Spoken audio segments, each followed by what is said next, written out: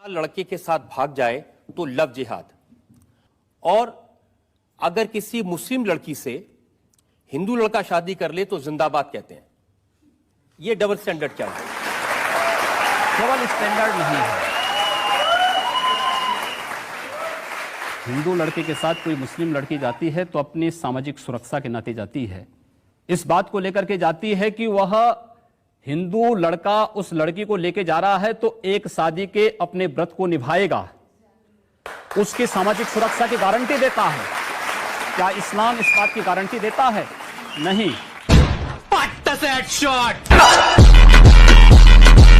गुरुदेव रविंद्रनाथ टैगोर ने एक बात कही थी। उन्होंने कहा था अगर भारत को समझना है, अगर भारत को समझना है, बैठ जाइए आप। तेरा बाप आया। हनुमान चालीसा आती है आपको? हाँ जी आती है, बिल्कुल आती है। हनुमान जी का कट्टर भक्त हूं मैं, और कहते हैं एंटी हिंदू हैं, और कहते हैं एंटी हिंदू हैं। Are you comedy me? अभी तो केजरीवाल जी ने हनुमान चालीसा ही पढ़नी शुरू की है। भाइयों बहनों, आप देखना आगे आगे होता क्या है। ओबीसी भी एक दिन हनुमान चालीसा का पाठ करता हुआ आपको दिखाई देगा। जेब में था चिल्लर, साथ वाले किल्लर, काम करे कांड वाले, लाइफ बेड़ा थ्रिलर। कांग्रेस की सरकार रही हो, कांग्रेस के जितने भी सहयोगी दल है, इन्होंने कावड़ यात्रा उत्तर प्रदेश के अंदर बंद कर दी थी, नहीं चलने देते थे, प्रतिबंध लगा दिया। डीजे नहीं बजेगा, संग नहीं बजेगा, घंट नहीं बजेगा, घड़ियाल नहीं बजेगा। मैंने कहा देखो भाई, भगवान शिव की भक्तों की यात्रा है, कोई व्यवधान डालना चाहता है तो उसको तय करना है। अगर वो व्यवधान डालेगा हम उसको गोली से समझाएंगे, व्यवधान डाल करके दंगा कराएगा तो गोली उसको समझा देगी।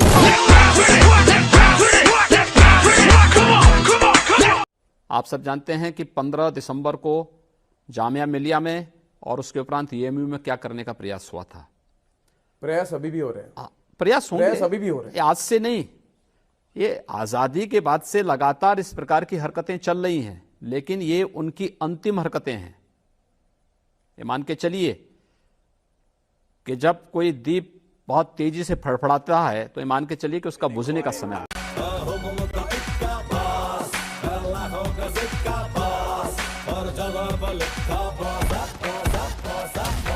वैसे ममता दीदी को प्रतिबंध लगाने में बड़ी महारत हासिल है।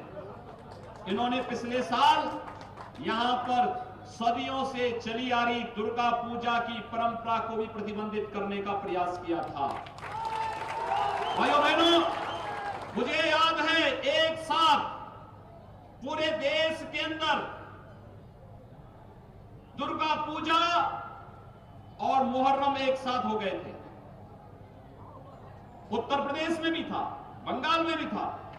उत्तर प्रदेश में हमारे अधिकारी आए, उन्होंने कहा कैसे आयोजन हो पाएंगे, क्या पूजा के समय करते? मैंने कहा पूजा का समय के आगे पीछे नहीं होगा, जब पूजा होनी है माँ की तभी पूजा होगी। बेटा मेरे जैसे बहुत कम, जो भी सुने बोले औसम मौसम। किस समाजवाद की बात मुलायम सिंह जी कर रहे हैं? किस संविधान की बात कर रहे हैं? ये समाजवाद है?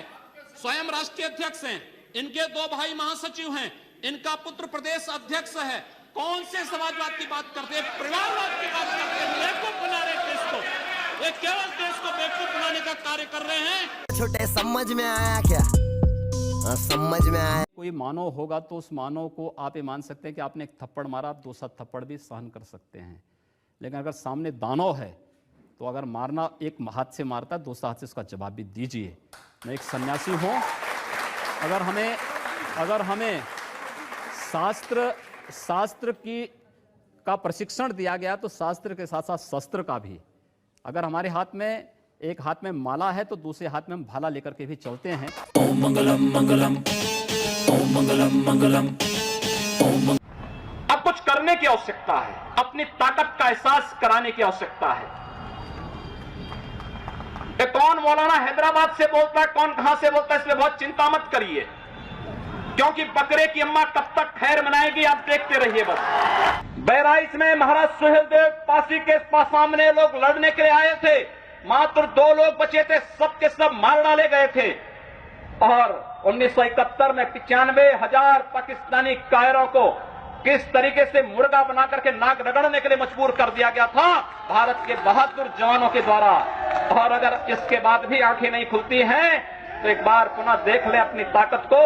मैं तो यही कहूंगा, अंत में मुझे केवल यही कहना है कि बहुत महत्व मत दीजिए, ये हैदराबादियों को बहुत महत्व मत दीजिए, ये सब मौलानाओं को बहुत महत्व देने की आवश्यकता नहीं। दुनिया के अंदर जहां भी जाएंगे सख्त की निगाहों से देखे जाएंगे।